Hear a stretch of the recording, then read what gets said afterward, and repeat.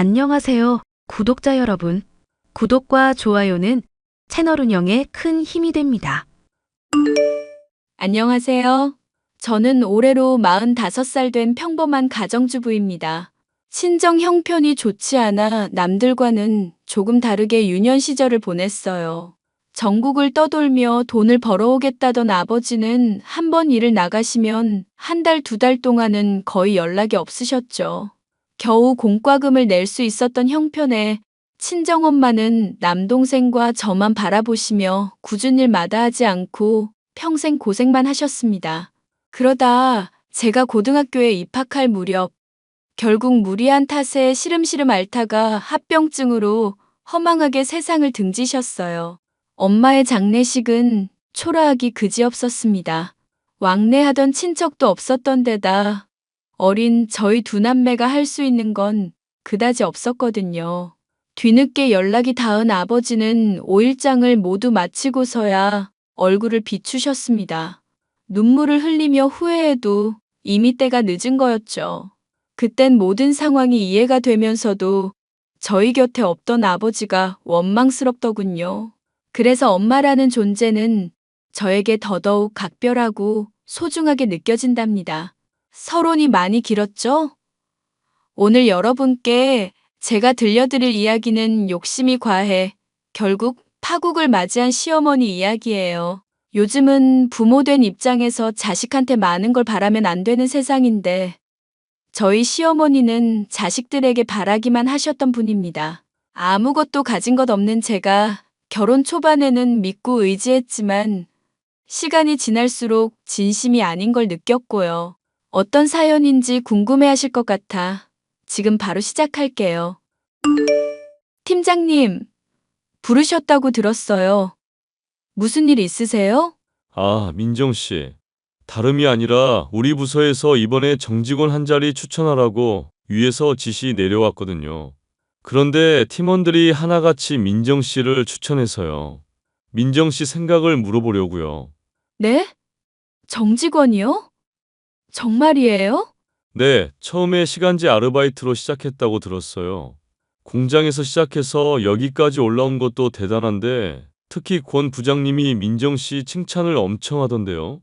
제가 고등학교도 못 다니고 권 부장님 덕분에 공장 일 시작했거든요.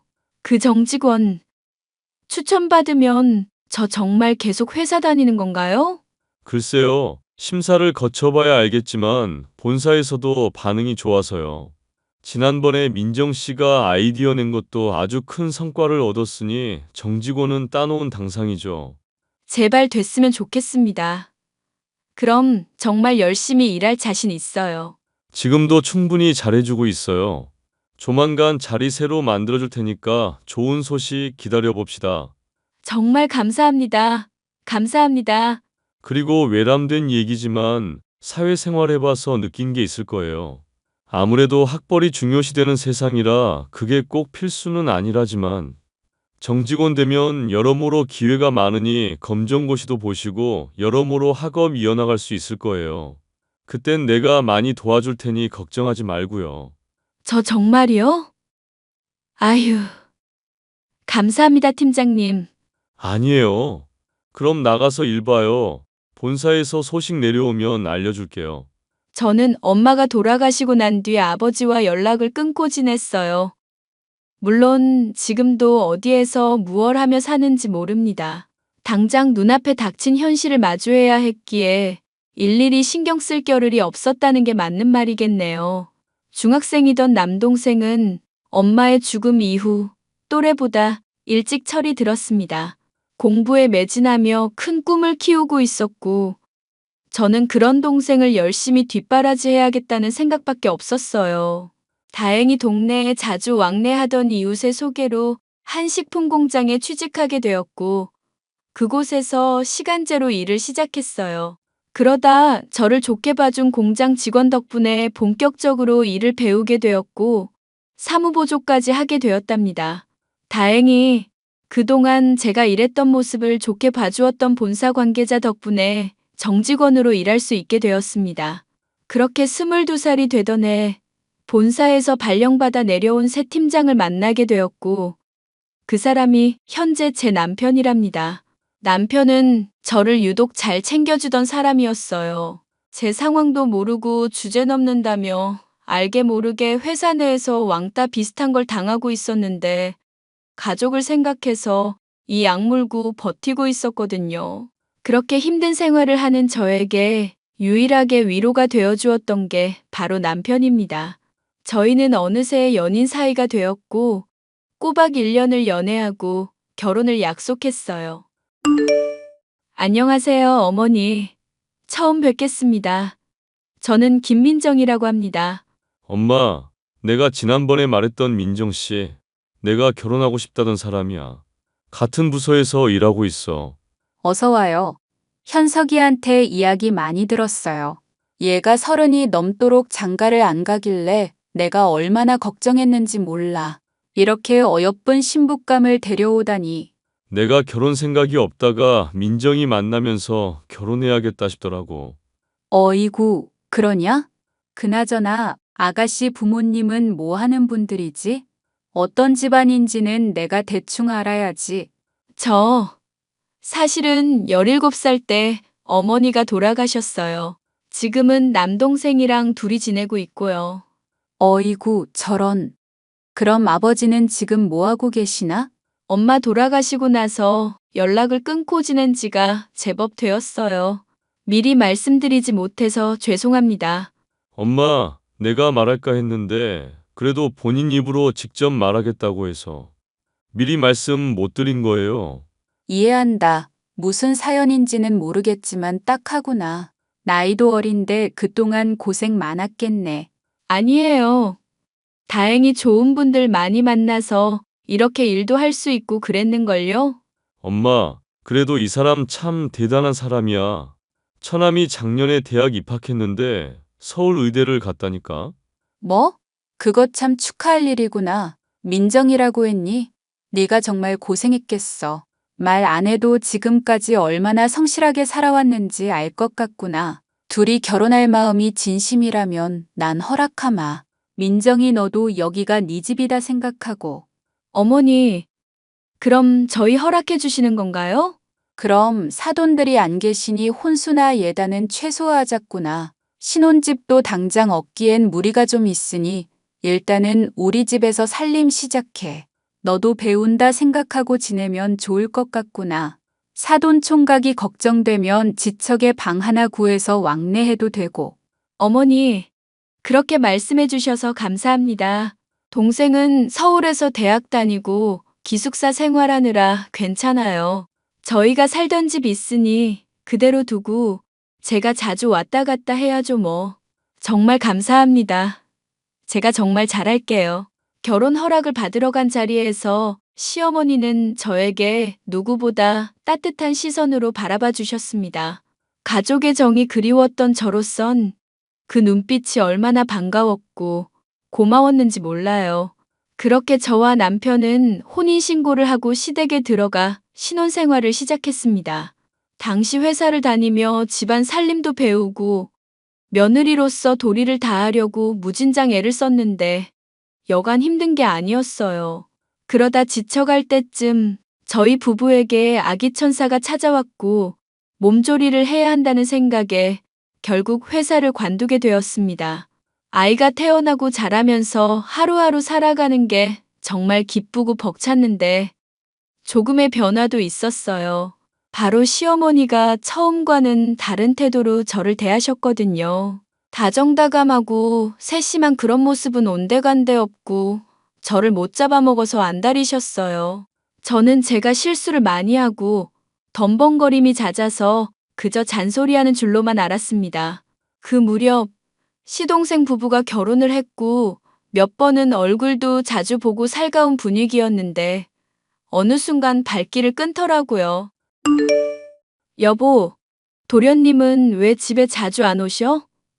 일이 많이 바쁘신가? 나중에 알려줄게. 지금은 당신한테 말해줄 상황이 아니야. 무슨 일 있는 거야? 연락도 자주 없으시고 동서도 처음에는 안부 연락도 잘하더니 이제는 그마저도 안 하는 것 같아서 무슨 일 있는 건 아닌가 싶네. 걱정돼. 그게 사실은 재수 씨가 엄마랑 좀 싸웠거든. 재수 씨 성격 센 거 알지? 내가 엄마한테 그러지 말라고 했는데 그 고집이 어디 가겠어? 왜? 뭔데 그래? 당신도 요즘 느끼고 있지 않아? 우리 엄마 처음이랑 많이 달라진 거. 그야, 내가 실수도 많이 하니까. 은진이 챙기면서 살림도 하랴 이것저것 정신없거든. 그래서 성에 안 차시니까 그러실 수 있지. 아니, 내가 처음엔 아무 생각이 없었어. 근데 현준이가 연락 와서 하는 말이 계속 엄마가 이런 식이면 자식들 다 잃는다고 그런 말을 하더라. 엄마랑 싸우고 나서 연락 온 거라 앞뒤 내용 들은 게 없어서 좀 벙찌긴 하지만 혹시 엄마가 괴롭히거나 그래? 무슨 그런 말을 해? 어머니가 날 괴롭히다니. 아니, 혹시나 해서 아니면 말고. 그나저나 요즘 회사 사정이 좀 안 좋다는데 임원진들 회의 소집하고 난리도 아니야. 우리 밑에 있는 사람들만 죽어나게 생겼어. 그러다 큰일 나는 거 아니야? 글쎄, 잘못되면 다 잘리는 거지 뭐. 아무튼 혹시라도 최악의 경우에 내가 다 생각해둔 게 있으니까 당신은 너무 걱정하지 말고 있어. 알겠어. 뭐든 해먹고 살면 되니까 난 당신 믿어. 그냥 무슨 문제가 있는 것 같았지만 따로 물어보진 않았습니다. 저와 남편은 혼자 시간을 많이 보내는 시어머니를 정말 살들이 모셨어요. 저는 아침부터 저녁까지 새끼를 꼬박 차려드렸고 아프거나 불편하신 데는 없는지 수시로 들여다보면서 말이죠. 그러다 저희 가족에게 한 번의 위기가 찾아옵니다. 바로 남편이 회사가 어렵다는 이유로 권고사직을 당한 거였어요. 당장 딸린 식구들이 있으니 남편은 쉬지 않고 일을 해야 했고 택배 상하차 일부터 공장까지 안 하는 일이 없었습니다. 워낙 밤낮 없이 일하는 탓에 얼굴 보기도 힘들었고 저는 허리끈 졸라매며 집안 살림을 책임져야 했습니다. 그러다 운 좋게 서울에 있는 회사에 남편이 취직을 하게 되었어요. 좋은 기회라 저희 형편에 거절할 수 없었고 남편은 당장이라도 이사를 가야 한다며 분가할 것을 제안했습니다. 아이가 초등학교 입학 전에 서울에 자리를 잡고 공부도 시키고 열심히 돈도 벌자고 이야기하더라고요. 저는 그 제안을 수락했고 남편은 서울 집을 알아본다며 매주 주말마다 바삐 돌아다녔습니다. 그런데 시어머니가 저희 부부를 앉혀놓고 말씀을 하시더라고요. 얘들아, 내가 할 말이 있다. 엄마, 말씀하세요. 내가 곰곰이 생각해봤는데 아범도 좋은 직장에 취직했다고 해서 서울에 집을 얻어줄까도 싶었다. 그런데 자리 잡으려면 시간도 좀 걸릴 것이고 너희도 알다시피 작은 애가 집에 통 오질 않잖니. 지 마누라한테 잡혀서는 거의 인연 끊을 기세더구나. 현준이가 그래요? 엄마랑 인연을 끊자고? 그렇게 말은 안 했지. 걘 종종 연락 와서 안부 묻긴 하더라. 근데 며느리라고 있는 게 몇 번 혼냈더니 어쩜 그렇게 발길을 싹 끊냐? 부잣집 딸내미라 그런가 자존심이 영. 아무튼 알아서 잘 먹고 살라고 하고 나는 내가 가진 재산 모두를 너희에게 주려고 한다. 엄마, 갑자기요? 아직 정정하신데 왜 그런 말을 해? 어머니, 왜 그러세요? 무슨 일 있으신 거예요? 아니다. 노인네가 살면 얼마나 산다고 다 쥐고 있니? 그러니 큰애 자리 잡고 형편 나아질 때까지만 너희 분가하지 말고 여기 살아라. 현석이 너는 회사 다녀야 하니까 작은 방 구해서 살던가 그러고. 뭐, 상관은 없는데 저희도 상의를 해봐야 하는 문제라서요. 이미 집도 보러 다니고 해서. 아니, 그럼 날 두고 간다는 얘기야? 이 넓은 집에 나 혼자 덩그러니 있으라고? 도대체 아들이라고 꼴랑 2명 있는데 어쩜 다 이기적이니? 그동안 내가 너희들 키우느라 고생한 게 얼만데. 엄마, 그게 아니라 그런 뜻으로 말한 게 아니에요. 누가 엄마 안 모신대? 이사가도 자주 내려올 거고. 이 사람이 워낙 엄마 잘 챙기잖아요. 그래서 서운해서 하는 말이야. 하루아침에 다 나가버리면 나 혼자 무슨 재미로 살라는 거니? 고려장도 아니고 혼자 살다 죽으라는 거밖에 더 되니? 어머니, 무슨 말씀을 그렇게 하세요? 어머니가 원하는 대로 할게요. 여보, 내가 어머니 모시고 여기 있을게요. 어머니 나이도 있으시니까 돌봐드려야 하는 건 맞아. 은진이도 여기서 학교 다니는 게 더 편할 거예요. 당신 정말 괜찮겠어? 네, 괜찮아요. 당신도 자리 잡고 어느 정도 나아지면 상황 봐서 살림 합치든지 해요. 당장 회사 생활하느라 힘들 거잖아. 역시 우리 큰며느리밖에 없구나. 내가 말한 대로 너희한테 이 재산 다 물려주마.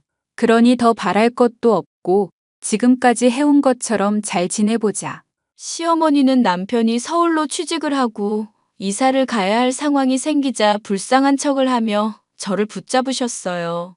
솔직히 그동안 모시고 살면서 힘들지 않았다면 그건 거짓말이겠죠. 하지만 며느리로서 제게 가족이라는 울타리를 만들어준 감사함의 의미로 갚으면서 살고 있었거든요. 시동생네와 왕래도 거의 안 하고 동서는 1년에 한 번 볼까 말까 한 사이가 돼버렸습니다. 그런데 서당계도 3년이면 풍어를 읊는다 했던가요? 동서가 왜 시어머니와 싸우고 연락을 끊고 사는지 조금은 알 것 같더군요. 남편이 서울로 가고 시어머니는 이때다 싶었는지 저를 완전 하녀 취급하시기 시작했습니다. 그전에는 잔소리만 하셨지만 이번에는 사사건건 살림 간섭에 사소한 것까지 물고 늘어지는데 정말 미치겠더라고요. 그래도 사람 욕심이라는 게 제가 조금만 고생하면 시어머니가 물려주신 재산으로 저희 가족이 잘 살 수 있겠다 싶은 생각에 정말 이 악물고 버텼습니다.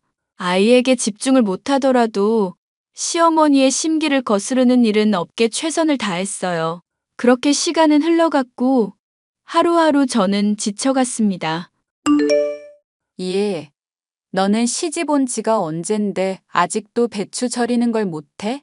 내가 꼭 2주먹만 넣으라 했지. 어머니, 이번엔 제가 혼자 해본다고 했는데 죄송해요. 실수했어요. 아니, 그러게 왜 시키지도 않은 거래? 살림 거덜내려고 아주 작정을 했지. 너 도대체 할 줄 아는 게 뭐니? 그리고 내가 동네 여편네들 데리고 식사 한 끼 대접하겠다는데 그놈의 갈비찜이 어려워? 밥상엔 죄다 풀떼기에. 아휴 진짜. 어머니가 채식하신다고 하셔서 그렇게 하라고 말씀하셨잖아요. 동네 아주머니들도 다 찬성하신 거라고. 그래서 나물도 힘들게 공수해 온 건데. 아 몰라. 여편네들이 겉만 번지르르하다고 뒷말이나 안 하고 다니면 몰라. 아휴 내 속이야. 하나만 속 썩이면 됐지. 그나마 하나 있는 며느리가 쓸모도 없고 내가 전생에 무슨 죄를 지었길래. 네? 쓸모가 없다뇨? 어머니, 저 어머니 모신 것만 10년이 넘어요. 그동안 수발 다 들어드리고 아프시면 병원 다 모셔다 드리고 지난번에 사고 나셨을 때도 휠체어 타자고 하니까 보기 안 좋다면서 저한테 업어달라고 하셨죠? 그때도 군말 없이 다 했어요. 그런 저한테 어떻게 이러세요? 너 지금 나한테 대드는 거냐? 이제 본색을 드러낸다 이거야? 재산 물려준다고 하니 빌빌 길 땐 언제고 왜? 진짜 이게 너희 거라도 되는 줄 아니? 웃기지도 않는다 얘. 어머니 해도 너무하세요.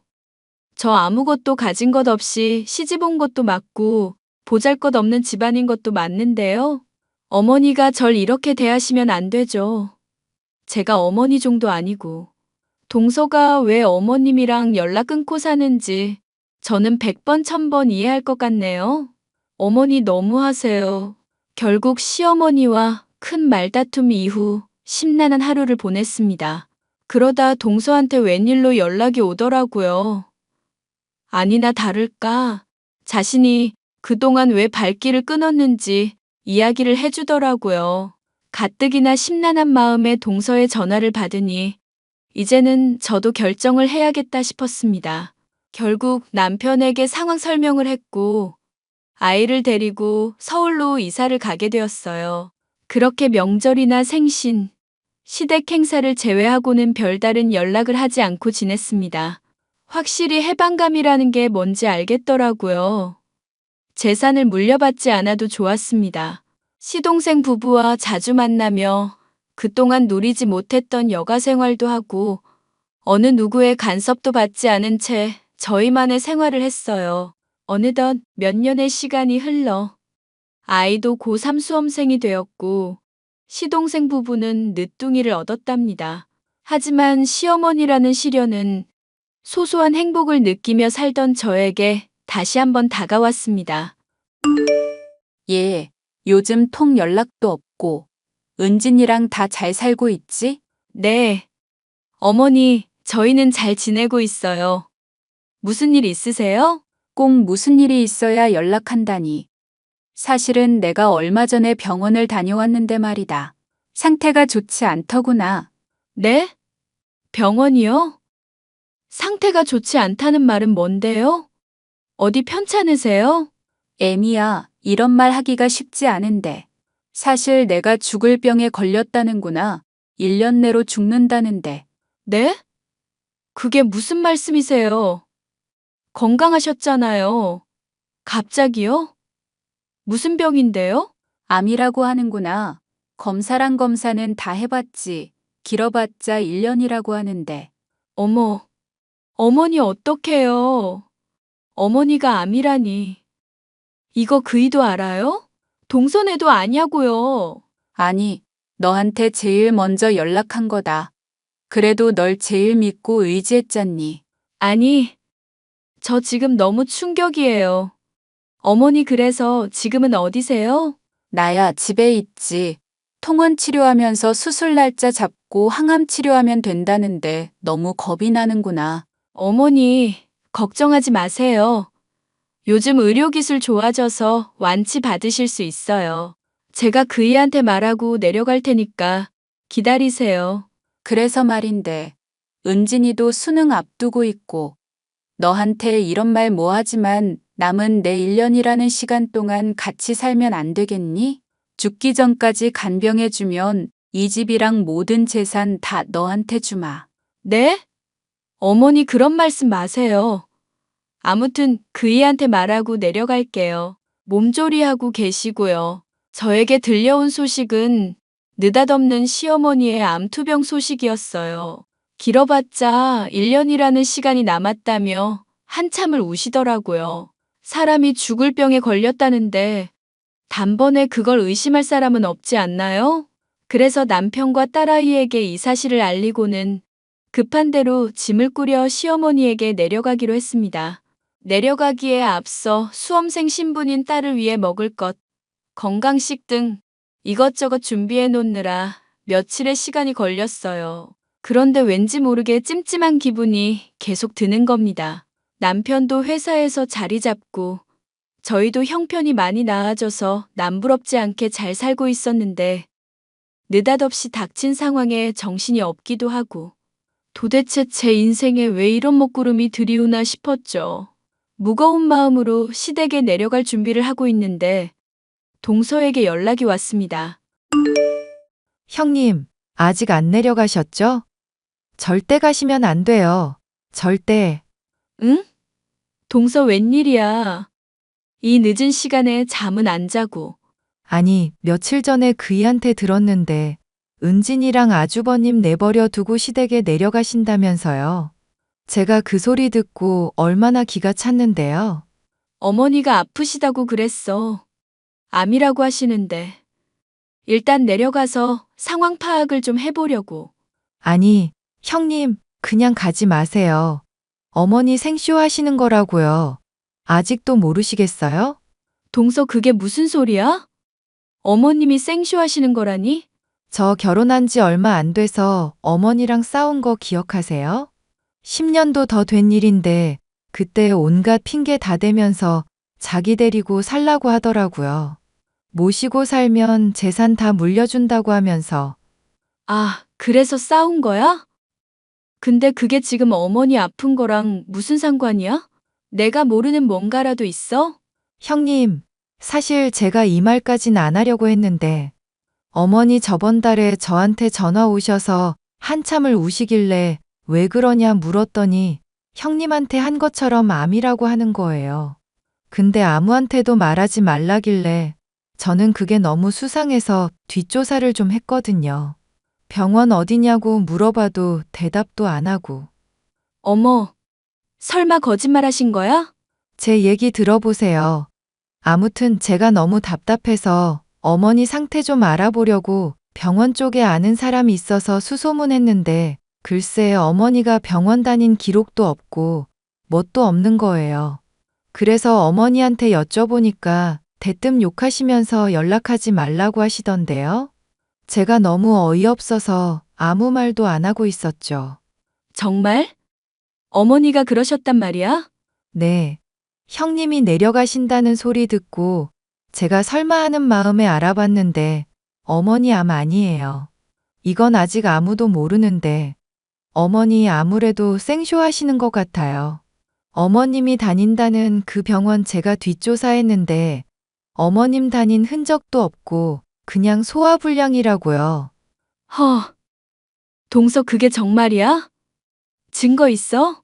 그럼요. 제가 지금 메시지로 보내드릴게요. 아무튼 형님 내려가지 마세요. 제가 왜 어머니 손절하는지 아시겠죠? 일단 알았어. 연락 줘서 고마워, 동서. 동서에게 건네받은 증거는 정말 충격적이었습니다. 시어머니가 다니신다는 병원의 진료 기록인데 정말 암은 아니었어요. 그제야 상황 파악이 되더군요. 아, 시어머니한테 당할 뻔했구나 하는걸요?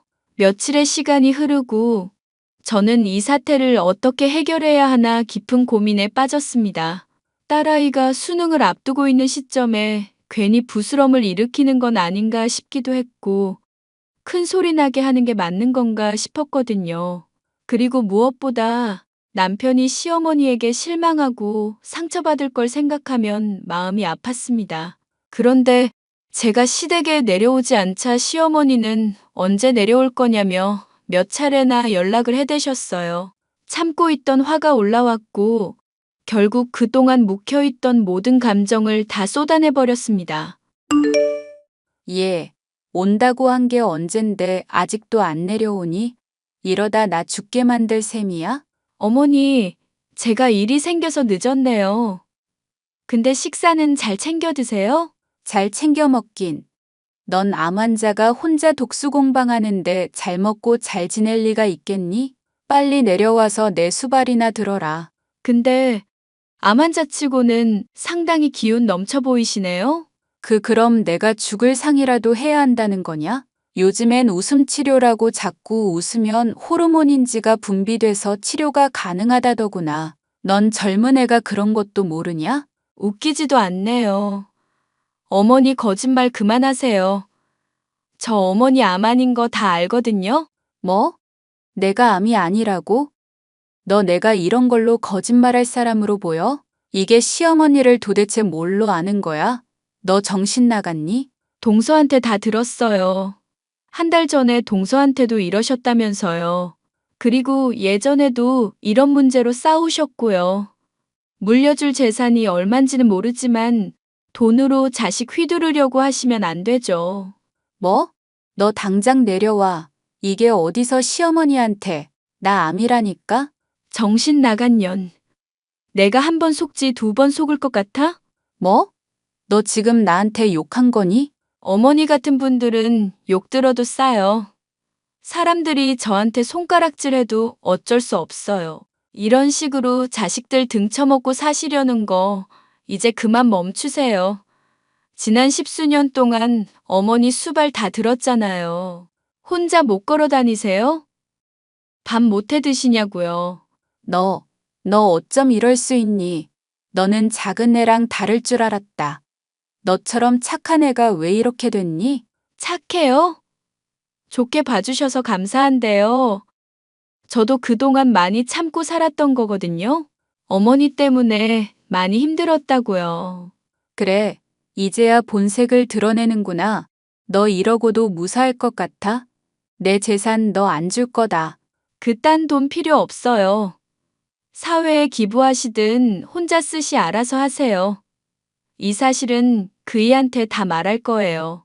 그런 줄 아시고 이만 끊습니다. 야, 야.